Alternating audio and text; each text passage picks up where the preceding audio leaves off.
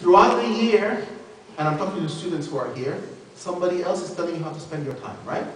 So you have to go to school now, and you have your homework, and I have to study, and the exam is coming up, and all that stuff.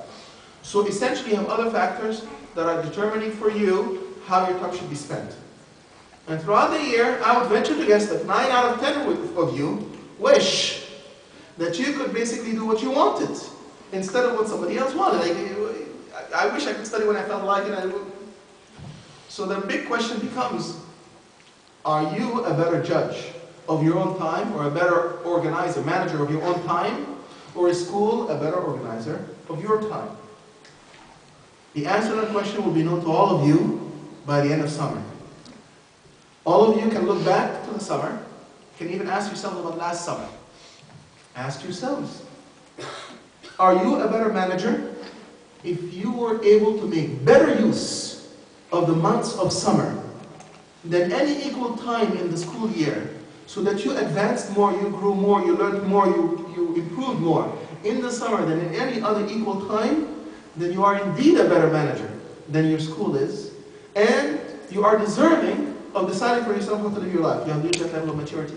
And if the answer is no, my guess is that for a lot of people the answer is no, a lot of wasted time, then you have not yet reached the level of maturity by which you can be entrusted with your own time. So my advice for you, first, have a plan for the summer. Second, make your plan for the summer very reachable. Don't make it difficult. Oh, I'm going to read a book a week. Don't, why? I'm going to memorize half the Quran. Why? I'm going to memorize one surah. Maybe a medium-sized surah. If you do too, great. But choose something that's very reachable. Okay? That's the second. So make a plan, make it reachable, follow through. Do it. Make it fun. So a person who uses his summer in a good way is not a person who spends his entire summer reading books. You read books, you go play with your friends, you go out to ski. Well, it's winter, summer now, so you don't go ski. But you do all sorts of activities, some sports, some fun, some play, some relaxation, some staying in bed every now and then is okay. It's just not a characteristic of your entire summer. But have some mix, so that by the end of the summer you really benefited. Is not a few months of your life that are lost, I want my life back. Don't be that way. That's one aspect of taking advantage. The second aspect is, remember your relationship with Allah subhanahu wa ta'ala. This is a special opportunity because you now can come and go. It's an opportunity and a threat. In the summer, there is more of a threat because there is more of an opportunity to do haram things than throughout the rest of the year, for a lot of reasons. I'm among people who can understand what I'm talking about, but the way people dress in the summer is not the same way they dress in the winter. That's one door of haram. People have the free time to do all sorts of bad stuff in summer, more so than they have during the rest of the year. Another door of haram. Okay? And the third thing is, depending on the type of company that you keep. But also it's an opportunity. Just as there is a chance for you in the summer to do something haram more so than in the rest of the year, there's a chance for you to do something good more so than the rest of the year. A chance to learn something that you didn't. And I'm going to give you a piece of advice that I hope helps, and it's actually not something that's a burden on you. If you want to read in the summer, one thing that I always found really, really beautiful and fun, and so during the summer I want to be a good Muslim, I want to learn a lot of things, and I'm going to memorize a lot of Quran. So I'm going to advise you, whatever one you want to memorize, memorize. Take some of that time, and instead of memorizing Quran, spend it reading some seerah. The history of the Messenger sallallahu alaihi wasallam. Even if you take the time from some of the time of memorizing the Quran. I'm not saying don't memorize and read seerah. Okay? Yeah. Today what did you learn at masjid? Oh, don't memorize the Quran and read seerah instead. That's not what I'm saying. I'm saying take some of the time to read seerah for a particular reason. Seerah is a lot of fun. It's stories.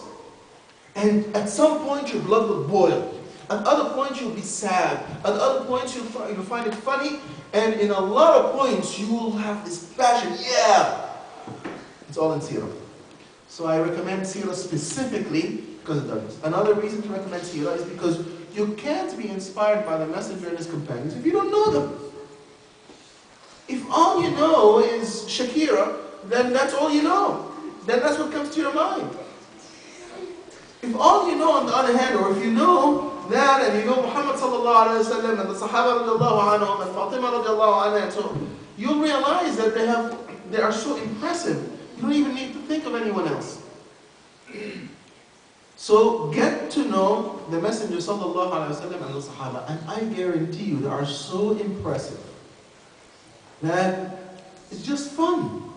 It won't be a burden. You know, just crack the book open, your favorite book of Seerah, in the footsteps of the Messenger if you like, or footsteps of the Prophet if you like, or the Sealed Nectar if you like, or whichever book that you like, and just crack it open. Start for the first few pages and see how it goes. So that's my other recommendation. The last recommendation for the summer. You do have the opportunity to do in summer things that you cannot do through the year because you have this open schedule. Okay? So part of taking advantage of the summer, I think it is worthwhile for you to try to spend a few days either in a camp or going on a trip with your friends, whether it's here in the United States or overseas. I think there's a lot of benefit in this. A group of brothers going together to the mountain, to the Poconos, wherever. But something where you stay overnight, at least one night, preferably several nights. Okay? So that's one little thing that I recommend that you do, and if you do that, inshallah, you'll have a wonderful, fun, and beneficial summer. Jazakumullah khairan, barakallahu feekum.